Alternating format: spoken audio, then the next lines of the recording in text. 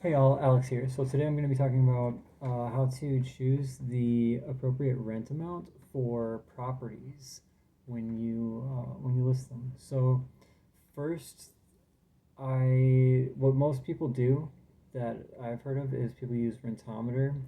There might be other websites available that have come out within the last couple of years that, or maybe some have improved, but a couple of years ago, the most common one I heard of people using was Rentometer or Rentometer, and it's just rentometer.com.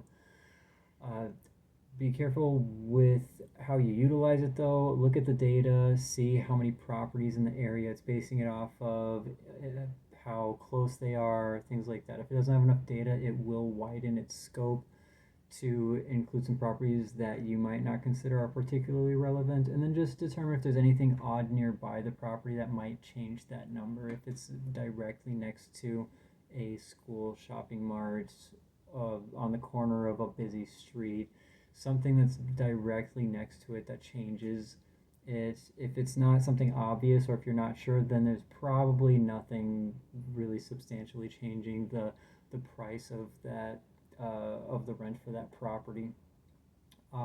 Also, other other ways you can go about determining the rent is you can look online and see what similar properties are going for.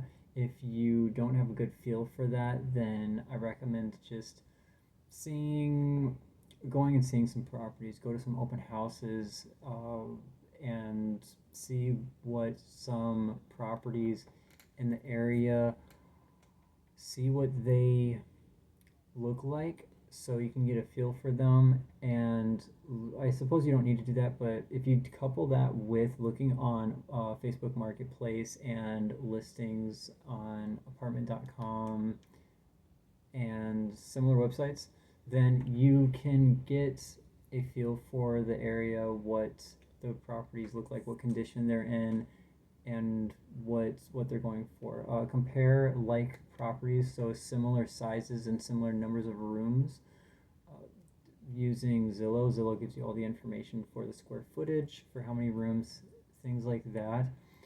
So if you find properties in an area and you've either been to some open houses or you have a pretty good idea of what they look like, so you know like the layout, if they're more of a rambler or more of a just the style shape of the home that typically is in that city, then you can use that as a guideline for what is a like property and what quality goes for what price, and you can price your property accordingly.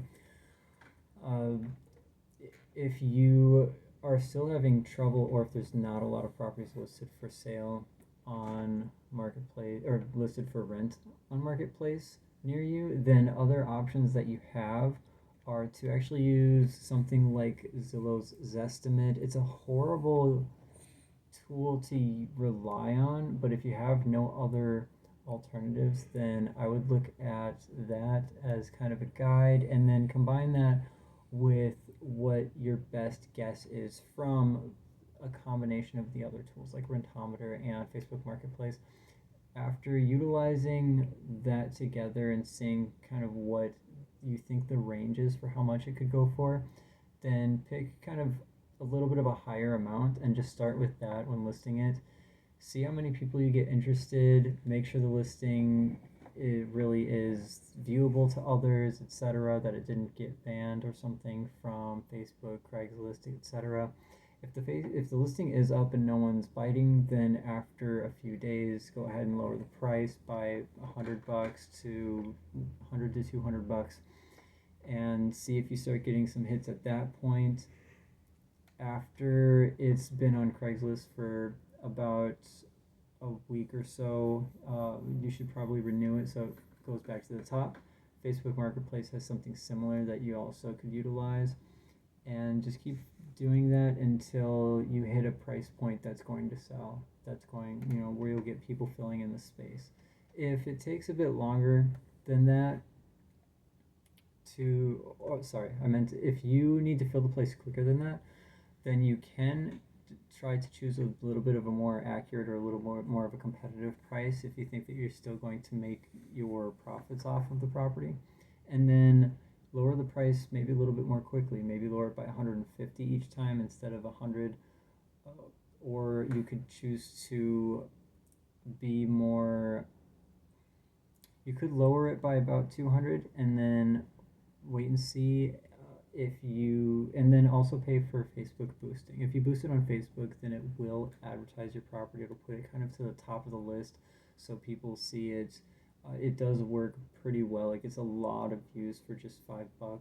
Even $3 a day for 5 days works really well. I wouldn't recommend doing it on the first day when you're not sure what the pricing is, because if you show off something that nobody wants, then it's pointless showing it off. It's just a waste of money. So I would wait until you get some bites first. If you have it for a fair price, you probably will get some bites.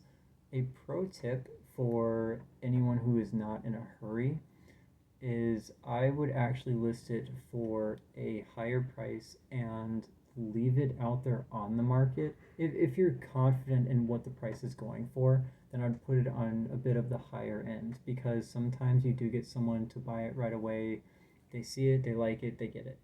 Otherwise, a lot of people actually like a place that's close to their work. If it's close enough to their work, they won't look for any other place. Some people just are a little bit lazy or low on time, and so then they'll eat it right up. So it's usually fine to post your listing for a little bit more than it normally would go for, or what's the average range in the area. But also, it makes the process more hands off. If you have it for a little bit of a higher price, you don't get as many people kicking tires, etc. And you can leave it up there for a few weeks, and then the one person who does bite, if they meet all of your criteria, then it really shouldn't matter any other details about them. In fact, in a lot of states, it's illegal to not give someone the place if they meet all the criteria and provide the deposit. So if they meet your criteria, then you can put it for a bit of a higher price. You can get some more money from that. Just let it sit there for up to 6 weeks. Usually is about how long I'd see that it takes to sell a property if you list it for like 200 over. Just be aware of what you might be giving up. If you have the property filled a month sooner, you could make another couple grand, but it does also give you more time. Having the space empty does give you more time to fix it up and make it worth a higher price as well. So you could use that as a strategy.